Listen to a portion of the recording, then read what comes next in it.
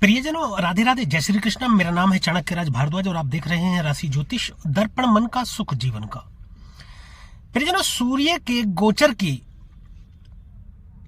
विषय में जानकारी देने के लिए आज हम जिस राशि को शामिल कर रहे हैं वह है कन्या राशि। सूर्य का गोचर 15 जनवरी सन 2024 को हो रहा है। धनु राशि से निकल करके सूर्य देव मकर राशि में प्रवेश करेंगे। मकर राशि सूर्य देव के पुत्र शनि के स्वामित्व की राशि है। मकर राशि में सूर्य देव जब प्रवेश करेंगे तो 13 फरवरी तक यहां पर विराजमान रहेंगे और 13 फरवरी तक विराजमान रहते हुए सभी 12 लग्न और 12 राशियों पर इसका क्या प्रभाव रहने वाला है, इसी विषय में हम चर्चा कर रहे हैं। और हम चर्चा कर रहे हैं विस्तार से सभी 12 लग्न और 12 राशियों के विषय में। अब तक हम मेष राशि से लेकर और सिंह राशि के जातकों के विषय में चर्चा कर चुके हैं, सूर्य के गोचर के प्रभाव के बारे में। आज हम बात करने वाले हैं कन्या राशि के जातकों के विषय में। तो प्रियजनों, मेरे साथ बने रहिएगा, अंत तक कहीं मत जाइएगा। मैं बताऊंगा कन्या राशि के जातकों पर सूर्य के गोचर का क्या प्रभाव रहने वाला है और वीडियो के अंत में मैं कुछ उपाय भी बताऊंगा जिनके माध्यम से यदि सूर्य ग्रह आपको नकारात्मक प्रभाव दे रहे होंगे तो उनमें कुछ हद तक आप सकारात्मकता ला पाएंगे और यदि सकारात्मक प्रभाव दे रहे होंगे तो उनमें भी कुछ हद तक आप बढ़ा पाएंगे। तो चलिए प्रियजनों, शुरू करते हैं, देर नहीं करते। आपकी राशि से जो सूर्य का गोचर हो रहा है वह हो रहा है पंचम भाव में। पंचम भाव राजनीति का भाव है, संतान का भाव है, शिक्षा का भाव है, ज्ञान का भाव है। हेल्थ को पंचम भाव से देखते हैं, स्टॉक मार्केट, निवेश का भाव है पंचम भाव। पंचम भाव पूर्व जन्मों का भी भाव है। अब समझते हैं सूर्य देव को। देखिए, सूर्य आत्मा है, सूर्य पिता है, सूर्य सरकार है, सूर्य हड्डी के कारक है, सूर्य नेम फेम राजनीति सब के लिए सूर्य को जाना जाता है और सूर्य ग्रहों के राजा है। सभी नवग्रहों में सूर्य राजा है और जितने भी ग्रह हैं सब सूर्य के लिए काम करते हैं। ये आप अच्छी तरीके से समझ लीजिए। अब समझते हैं कि सूर्य आपके 12वें भाव के स्वामी होकर के पंचम स्थान में विराजमान है। सबसे पहले इसको समझते हैं। 12वां भाव खर्च का भाव है, व्यय भाव। 12वें भाव से हॉस्पिटल को देखते हैं, 12वें भाव से सैया सुख देखा जाता है। 12वां भाव मोक्ष का भाव है।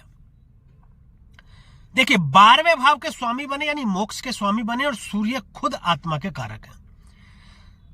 12वें भाव के स्वामी बनकर के, खर्च के स्वामी बनकर के पंचम भाव में बैठे हैं। तो सबसे पहले तो मैं आपको यह बता दूं कि जितना खर्च आप करेंगे उतना उससे ज्यादा कहीं आपको मिल जाएगा। उसका एक सीधा सा लॉजिक बताता हूं। देखिए, खर्च के मालिक हो गए हैं सूर्यदेव, ये समझ लीजिए। जैसे कि एक कहावत है कि बिल्ली को यदि छीके की रखवाली पर बिठा दिया जाए तो बिल्ली कभी भी माखन या कोई छाछ वगैरह चोरी नहीं करती है। तो कहने का मतलब यह है कि जब खर्च के मालिक बना दिए गए हैं सूर्यदेव और पंचम भाव में बैठे हैं तो आपका जो खर्च है वह सही स्थानों पर होगा, गलत स्थानों पर खर्च नहीं होगा। राजनीति में आपका खर्च हो सकता है तो वहां से आपको पद प्रतिष्ठा की प्राप्ति होगी।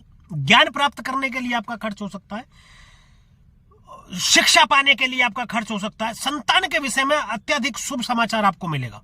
यह मैं आपको बता दूं, पंचम भाव में विराजमान है सूर्यदेव, समझ लीजिए अच्छी तरीके से। संतान के विषय में सुखद समाचार देखने को मिले। संतान का करियर सेटल हो सकता है, आपका विदेश जाने के योग बन जाते हैं आपके संतान के। संतान यदि उत्पत्ति के लिए आप प्रयासरत हैं तो संतान उत्पत्ति हो सकती है आपके।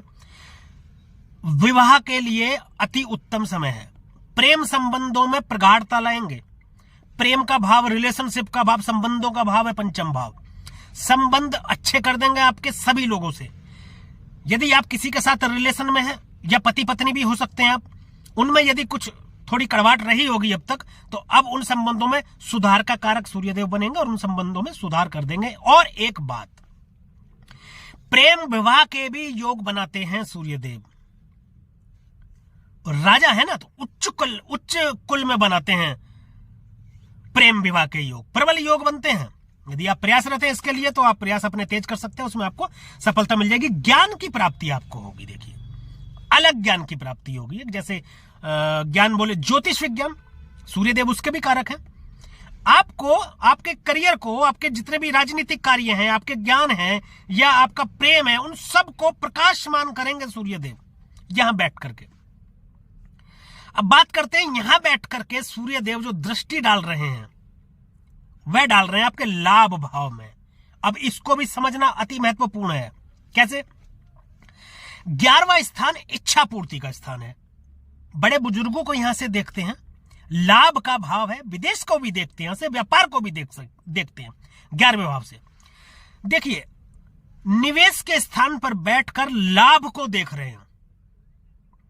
इस समय में जो भी आप इन्वेस्टमेंट करेंगे, स्टॉक मार्केट में करते हैं या शेयर मार्केट में करते हैं, लॉटरी सट्टा में भी इवन आपको फायदा देते हैं, लेकिन हम अपने चैनल के माध्यम से या अपने वीडियो के माध्यम से आपको यह सलाह जरूर देंगे कि आप लॉटरी सट्टा इत्यादि में इन्वेस्ट ना करें और सोच समझ कर इन्वेस्ट करें। लेकिन जहां कहीं भी आप निवेश करेंगे उसमें बड़ा लाभ आपको देंगे, अच्छा लाभ देंगे। चाहे स्टॉक मार्केट में करें, आप शेयर मार्केट में करें, निवेश के मामले में लंबे समय के लिए आप निवेश करें, आपको बड़ा लाभ देने वाले हैं।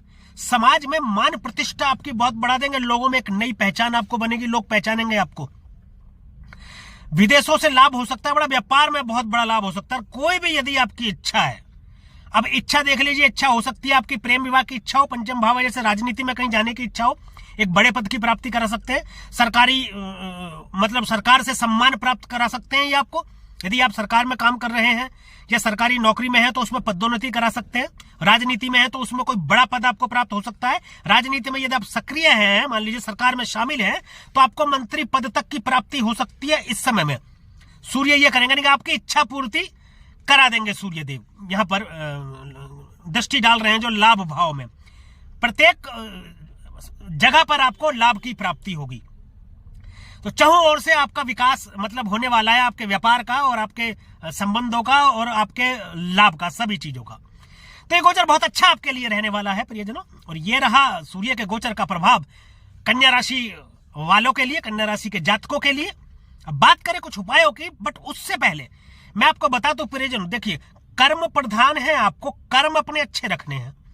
कर्म आप अपने अच्छे रखें, दूसरों के बारे में कोई विचार मन में ना रखें, दूसरों के बारे में कोई घृणा ना रखें, दूसरों के बारे में कोई नुकसान की भावना ना रखें, दूसरों को नुकसान पहुंचाने का मन ना रखें आप, तो कोई भी ग्रह आपको अच्छा फल ही प्रदान करेगा। यदि इसके उलट आप करते हैं, दूसरों के प्रति घृणा मन में रखते हैं, दूसरों का नुकसान करने की सोचते हैं, दूसरों का बुरा करने का सोचते हैं, तो कोई भी ग्रह परिजनों कितना भी अच्छा बैठा हो, कितने भी शुभ होकर के बैठा हो, कितने भी अच्छे घर में बैठा हो, वो आपको अच्छा फल प्रदान नहीं करेंगे।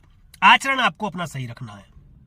और एक विशेष बात, शराब, मांस, अंडा, मछली का सेवन बिल्कुल ना करें कतई भी। इनका सेवन करेंगे तो शनि को बल मिलेगा, शनि को बल मिलेगा तो सूर्य कमजोर होंगे, सूर्य कमजोर होंगे तो इनके सकारात्मक जितने भी प्रभाव है वो नकारात्मकता में बदल जाएंगे और आपको उल्टे प्रभाव देने लगेंगे, ये नकारात्मक प्रभाव देने लगेंगे, क्योंकि शनि की राशि में विराजमान है सूर्यदेव।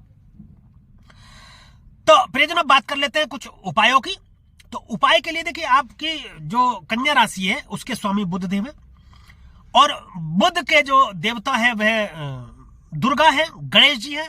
दुर्गा पूजा से अत्यंत लाभ होगा, दुर्गा पूजा आपके लिए अत्यंत लाभकारी होगी। आप दुर्गा सप्तशती का पाठ करें, गणेश अथर्वशीष का पाठ कर सकते हैं, रोजाना एक पाठ आप करें। और सूर्य को रोजाना प्रतिदिन जल अर्पित अवश्य करें। सूर्योदय के 1 घंटे के भीतर भीतर तांबे के लोटे में जल भर करके सूर्य देव को जल अर्पित करते हुए अपने पूर्व कर्म जो खराब यदि हुए हैं तो उनकी क्षमा मांगते हुए उनको जल अर्पित करें, क्योंकि सूर्य देव आपके पंचम भाव में स्थान है, पंचम भाव पूर्व जन्मों का है। तो पूर्व जन्म के जैसे कर्म होंगे उसके आधार पर ही आपको थोड़ा ये फल दे सकते हैं। तो परिजनों, ये वीडियो यदि आपको अच्छी लगी हो, दी गई जानकारी से आप संतुष्ट हो, तो कृपया वीडियो को लाइक करें, शेयर करें और कमेंट करके हमें जरूर बताएं कि जो हमने गोचर अभी फलित किया है वो आपकी जन्म कुंडली पर कितना सटीक बैठता है। और हमारे YouTube चैनल को सब्सक्राइब करें तथा बेल आइकन बटन को भी दबाएं, ताकि इसी प्रकार की और भी महत्वपूर्ण जानकारियां आपको समय पर मिलती रहे। आज के लिए, अभी के लिए बस इतना ही। मिलेंगे अगली वीडियो में, एक और राशि पर विस्तार से चर्चा करेंगे सूर्य के गोचर के विषय में। तब तक के लिए परिजनों, राधे राधे, जय श्री कृष्ण। और आप देखते रहिए राशि ज्योतिष, दर्पण मन का, सुख जीवन का।